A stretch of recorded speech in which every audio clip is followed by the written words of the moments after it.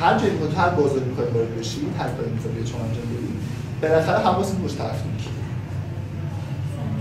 باید حواست باشه با کی داری در می‌افتی. یعنی این هواهای فکری رو باید بذارید کنار. حالا من میرم و حالا میزنم و از این خبرها نیست. میگیرن و میزنن و تمام میشه. کلا باید مواظب باشید که کادی تو کجا میذارید. با چه کسی دارید در می‌افتید، بتونید ارزیابیش کنید، خودتون ارزیابی کنید نامطلب. حالا در ابعاد کوچیک از این سوپرمارکتی که کنار شماست و شما به سوپرمارکت دوم بزنید. یه آموزشگاهی که هست شما به آموزشگاه دوم بزنید، بگید تا به ابعاد بزرگ. در این آنالیز رو باید چیکار کنید؟ تو کلی انجام این چیزا که گفتم از سال یک بار اتفاق میفته. دو سال بعد اتفاق نمیفته. حواستون باشه. مثلا یه دلیلی که یه سری نمونه‌های خیلی خاص رو میدم به شما اینه که فکر می‌کنم این نمونه تو فکرتون حتما می‌مونه.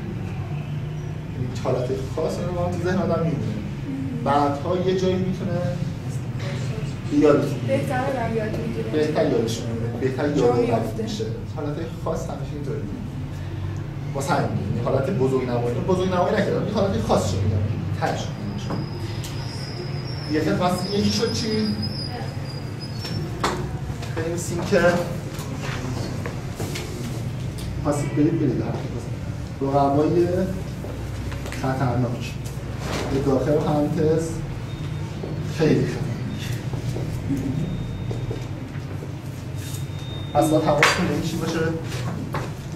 کلا باشه. دیگه فکر می‌کنید چه خطر به موقع میتونه شما تحقیق کنید؟ مثلا بانک‌ها که ویروس وارد میشه یا اطلاعاتشون رو یه جوری آره اینو تو ایران که اطلاعات ما درسته. ایران خطر بزرگی نیست چون ما اطلاعات کامپیوتر نگه نمی‌داریم.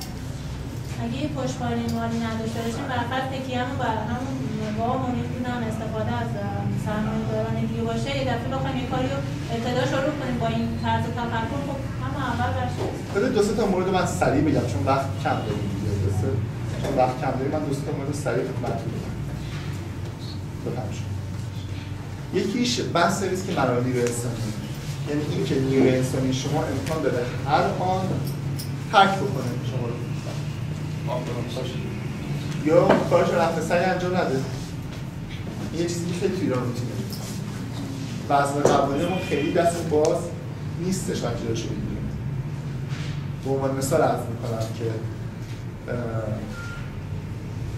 نمیدونم به شما گفتم یا نه.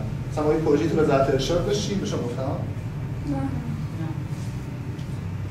به شما؟ نه. وزارت مدیر پروژه مدیر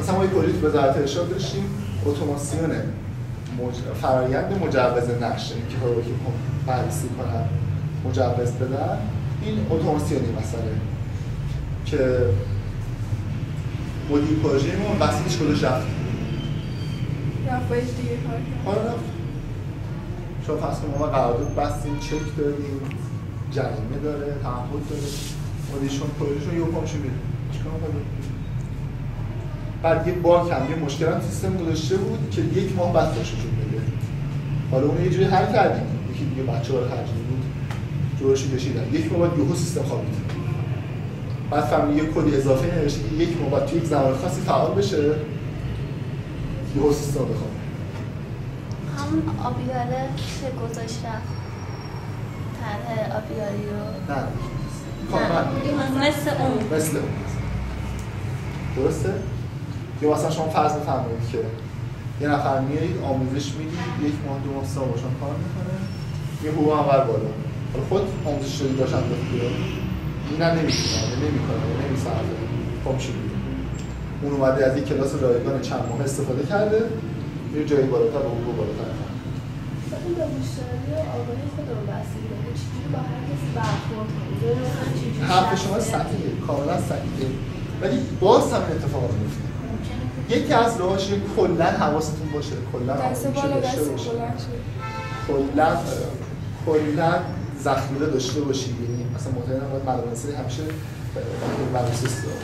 مدرسه همیشه فعال باشه اینطوری مصاحبه کنید نیروهای جدید یعنی آمادگی باشه که الان هر امکان داریم نیروهای من چندشون برن به دست به یکی بکنم برای من دست بالا باشه من یه شرکت اصفهان حالا داخل پرانتز میگم این خب حالا خیلی خوب پول نمیداد، مثل بقیه اصفهانی یا شرکت اسلامی میداد. بعد از یه مدت مدیر پروژه‌هاش و اینا دست به یکی می‌کردن، گفتم من رو پیمانکار بکنم وسط پروژه، یا من پیمانکار رو فوت می‌کنی یا من دیگه کار می‌کنم. اینا مجبور می‌شدن که دورش قرارداد پیمانکاری بدن، یه پول خیلی بالا، هم کاری که داشت مثلا با حقوق ما 300 تا می‌کرده تاش با 10 میلیون تا سود داشت بدن. چون دیگه نمی‌تونستن جابجا کنن به همین راحتی که. بعد اونم 6 تا کارگر میشناسه با 4 تا چیز کارشناس هماهنگ اینا میشه اونم میشه. یهو مثلا مدیر میمونه 6 تا پروژه داره، 2 تاشون قرار باشه بره هی بالا سر خوش بقیه میمونن دیگه. مجبور میشه بهش آوانتاژ بده. خیلی میفته. مهمترین نکته اینه که حواستون به مسئله باشه. این اتفاق یعنی هم تو انتخابات دقت بکنید، هم در حین حواستون باشه اتفاق داره بیفته. من نکته دومی که استفاده می‌کنم معمولا قرارداد رو صفر می‌بندم، معمولا صفحه می‌گیرم، معمولا حقوق کامل پرداخت نمی‌کنم و واقعا باید حق به کارفرما بدم. مثلا اگه شما خودتون بودجه کارفرما چه اتفاقاتی که میاد افتاده می‌پذیرید که از شما مثلا 100 میلیون صفحه بگیرید می‌گیرن می‌پذیرید. من یه مثال جالب بزنم، حالا باز شما نه یه چیز اولیه